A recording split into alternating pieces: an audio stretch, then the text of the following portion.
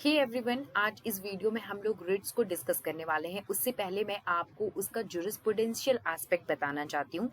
देखिए, जुरिस्प्रूडेंस में एक बहुत बेसिक कॉन्सेप्ट दिया गया है लीगल राइट और लीगल ड्यूटी का। यहाँ पे हर पर्सन की लीगल ड्यूटी होती है कि वो सामने वाले के राइट को वायलेट नहीं करेगा किसी भी केस में। और इसी पे देखिए, हमारे कॉन्स्टिट्यूशन में बहुत सारे सिटीजन्स या कुछ तो राइट नॉन सिटीजन्स को भी फंडामेंटल और लीगल राइट्स दिए गए हैं। लेकिन ऐसे राइट का कोई फायदा नहीं है कि अगर वो वायलेट होता है और हम अग्री पार्टी को कोई रेमेडी नहीं दे सकते हैं। इसी चीज को ध्यान में रखते हुए कॉन्स्टिट्यूशन में आर्टिकल 32 में सुप्रीम कोर्ट और 2 to 6 में हाई कोर्ट में जो एग्रीव्ड पार्टी है वो इन केस ऑफ वायलेशन जा सकती है रेमेडी के लिए, जिसको हम कॉन्स्टिट्यूशनल रेमेडी कहते हैं। और आर्टिकल 32 तो अपने आप में ही एक फंडामेंटल राइट है। मतलब कि आपका जब राइट वायलेट हो रहा है तो उसको प्रोटेक्शन देना, उसको रेमेडी देना भी अपने आप में एक फंडामेंटल राइट होता है। और इसी कॉन्स्टिट्यूशनल रेमेडी में एक इम्पॉर्टेंट रेमेडी है, वो है रिट। अगर हम रिट की बात करें तो देखिए, रिट जो होता है वो उसको कोर्ट ऑफ लॉ के द्वारा पास किया गया कोई भी एक फॉर्मल ऑर्डर जिससे किसी अथॉरिटी या पर्सन को डायरेक्शन दिया जाता है किसी एक स्पेसिफिक एक्शन को परफॉर्म करने या ना परफॉर्म करने का, उसको हम रिट कहते हैं। अगर हम रिट की बात आगे करें तो रिट 5 तरह के होते हैं, जिसको आप स्क्रीन पे देख सकते हैं। और इनमें सबसे इंपॉर्टेंट रिट जो होता है वो हैबियस कॉर्पस का रिट होता है, जिसको आज हम लोग इस वीडियो में डिस्कस करने वाले हैं। बाकी के रिट्स को हम नेक्स्ट वीडियो में डिस्कस करेंगे। तो चलिए हैबियस कॉर्पस की बात करते हैं। तो हैबियस कॉर्पस का जो मतलब होता है वो होता है हैव द बॉडी। ये हैव द बॉडी क्या है, ये भी आपको और भी क्लियर होने वाला है। मैं इसको आपको ज्यादा से ज्यादा सिंपल करके समझाने की कोशिश करती हूँ। मान लीजिए एक पर्सन है जिसको अरेस्ट या डिटेन किया गया है। अब जिस भी पर्सन या अथॉरिटी ने इसको अरेस्ट या डिटेन किया है उसको इस रिट से डायरेक्शन दिया जाता है कि वो डिटेनी या अरेस्टी को कोर्ट के सामने प्रोड्यूस करे। एक चीज यहाँ क्लियर कर देती हूँ कि जब भी हैबियस कॉर्पस का रिट होता है तो उसमें कोई जरूरी नहीं है कि जो अरेस्टेड पर्सन है वो फिजिकली प्रेजेंट हो कोर्ट में। अब यहाँ पे क्या होता है, इस रिट में कोर्ट यहाँ पे चेक करती है उन ग्राउंड्स को जिन ग्राउंड्स पे उसको कन्फाइन किया गया है, जिन ग्राउंड्स पे उसको डिटेन किया गया है। अब कोर्ट अगर यहाँ पे इस ग्राउंड्स को चेक करते समय ये पाती है कि उसको अरेस्ट करने का, उसको डिटेन करने का उस अथॉरिटी के पास कोई भी लीगल जस्टिफिकेशन नहीं है, तो फिर कोर्ट यहाँ पे उस अरेस्टेड पर्सन को फ्री कर देती है। लेकिन हाँ, अगर कोई भी लीगल जस्टिफिकेशन निकला तो फिर ये रिट जो है वो अप्लाई नहीं होगा। इस रिट में कोई रेमेडी नहीं मिलती, कोई सुनवाई नहीं होगी। लेकिन इस रिट का सबसे बड़ा जो बेनिफिट है, इस रिट का जो सबसे बड़ा इंपॉर्टेंस है वो यही है कि यहाँ पे जो डिटेंशन के ग्राउंड की लीगैलिटी है उसको कोर्ट चेक करती है। और उस लीगैलिटी को चेक करने पे अगर उसको लगता है कि यहाँ पे कोई भी वैलिड ग्राउंड नहीं है उस पर्सन को डिटेन करने का या अरेस्ट करने का, तो कोर्ट यहाँ पे उस पर्सन को फ्री करने का ऑर्डर देती है इस रिट में।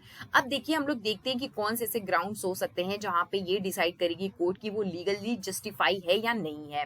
तो देखिए, the detention is in violation of the prescribed rules of procedure. अगर किसी भी रूल ऑफ प्रोसीजर का वायलेशन हुआ है, एग्जांपल के तौर पे आप देख लीजिए आर्टिकल 22, जहां कहा गया है कि अरेस्टेड पर्सन को 24 आवर्स में आपको मजिस्ट्रेट के सामने पेश करना होता है। तो अगर मान लीजिए कि इस प्रोसीजर को वायलेट किया गया है या किसी भी लॉ के वायलेशन को वायलेट करके उस अरेस्ट का ऑर्डर दिया गया है, या प्राइवेट पर्सन के द्वारा उसको डिटेन किया गया है। प्राइवेट पर्सन के पास कोई अथॉरिटी नहीं होती है किसी को डिटेन करने की। जो सीआरपीसी में दिया गया है वहां पे पहला तो ग्राउंड होना चाहिए और दूसरे उसके प्रोसीजर्स दिए गए हैं कि प्राइवेट पर्सन कब किसी को अरेस्ट कर सकता है।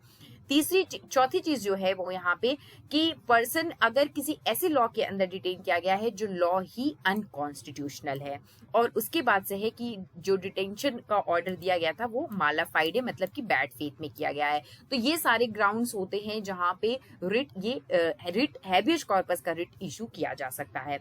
अगर हम बात करें इस चीज की कि इस रिट का मेन ऑब्जेक्ट क्या है, तो इस रिट का मेन ऑब्जेक्ट है जो इलीगल डिटेंशन या रिस्ट्रेंट्स होते हैं उनको प्रिवेंट करना, और पर्सन की जो फ्रीडम होती है उसको इमीडिएट डिटर्मिनेशन, जो लिबर्टी को सिक्योर करना है वो प्रायोरिटी है यहाँ पे, क्योंकि पर्सन का बहुत बेसिक राइट होता है जो आर्टिकल 21 में दिया गया है, right to life and personal liberty, उसको सिक्योर करना मेन ऑब्जेक्टिव होता है इस रिट का, specially in the case of illegal detention. और दूसरी चीज जो है, इस रिट का जो ऑब्जेक्ट है वो पर्सन को रिलीज करना है अगर वो इलीगली डिटेन किया गया है, ना कि जो अथॉरिटी ने उसको अरेस्ट किया था उनको पनिश करना है।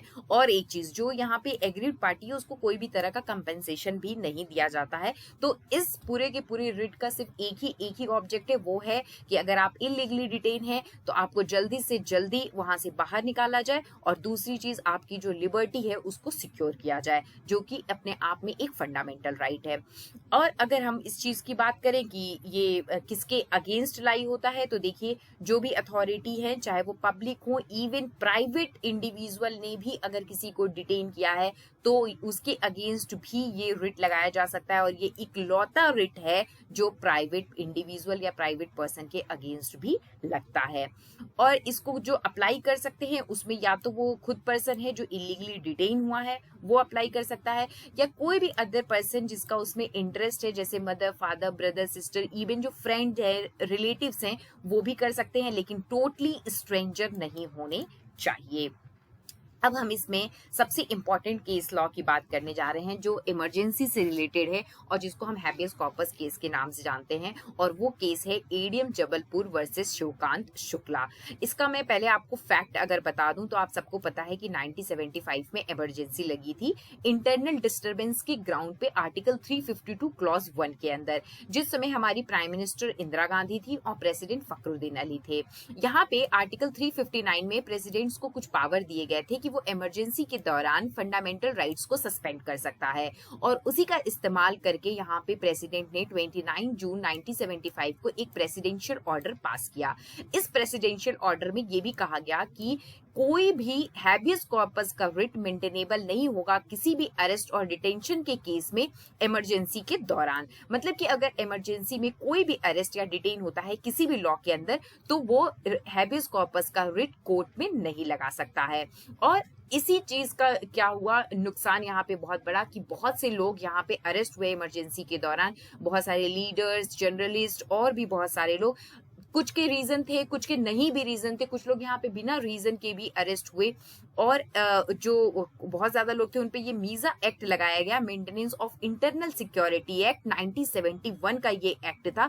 ये भी इंदिरा गांधी की सरकार के द्वारा बनाया गया था और इसमें बहुत स्ट्रिक्ट प्रोविजंस थे, जैसे कि अरेस्ट में अरेस्ट वारंट जरूरी नहीं था, कोई ग्राउंड बताना जरूरी नहीं था, उसके लिए कहीं पे सुनवाई नहीं हो सकती थी जो अरेस्टेड पर्सन है। ये सारे इस एक्ट के कुछ प्रोविजंस थे। और इसी मीसा एक्ट के अंदर कुछ लोग जो डिटेन हुए थे उन लोगों ने बहुत सारे हाई कोर्ट्स में आर्टिकल 226 का इस्तेमाल करके पिटीशन डाली थी। अब यहाँ पे लगभग 9 हाई कोर्ट्स ने ये डिसीजन दिया कि जो रिट ऑफ हैबियस कॉर्पस है वो मेंटेनेबल होगा इवन ड्यूरिंग इमरजेंसी। इमरजेंसी के टाइम पे भी writ of habeas corpus maintainable होगा अगर कोई इलीगली डिटेन हो रहा है। अब यही जो हाई कोर्ट्स के डिसीजन थे, इसके अगेंस्ट यहाँ पे जो सरकार थी वो सुप्रीम कोर्ट में चली जाती है।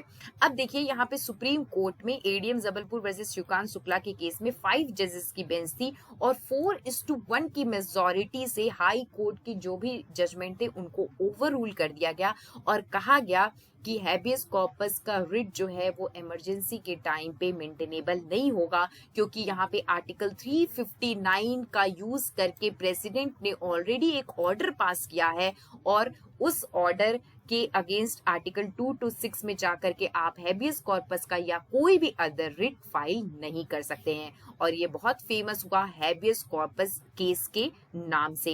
ये जो मेजॉरिटी जजमेंट था इसको बहुत बुरी तरह से क्रिटिसाइज किया गया, क्योंकि इस जजमेंट की वजह से बहुत लोगों का नुकसान हुआ जो बहुत 21 महीने तक जेल में रह गए बिना किसी रीजन के, बिना किसी सुनवाई के, बिना किसी वैलिड ग्राउंड के। तो इसीलिए इसको बहुत ज्यादा क्रिटिसाइज किया गया। लेकिन हाँ, यहाँ पे जस्टिस खन्ना है जो माइनॉरिटी व्यू में थे, ये जो है इनका जस्ट अपोजिट कहना था। इनका कहना था कि हैबियस कॉर्पस का रिट मेंटेनेबल होना चाहिए इमरजेंसी टाइम में भी। और देखिए उसके बाद फाइनली इमरजेंसी खत्म हुआ और जनता पार्टी की गवर्नमेंट आई और उसने 44th अमेंडमेंट किया कॉन्स्टिट्यूशन में और आर्टिकल 359 को यहाँ पे चेंज किया गया और कहा गया कि आर्टिकल 20 और 21 इमरजेंसी के टाइम पे भी सस्पेंड नहीं किए जा सकते हैं। तो ये एक इम्पॉर्टेंट केस लॉ है ये हैबियस कॉर्पस रिट से रिलेटेड, और इस जजमेंट को आज तक क्रिटिसाइज किया जाता है। नेक्स्ट वीडियो में हम बाकी के रिट्स को भी डिटेल में डिस्कस करेंगे। Thank you.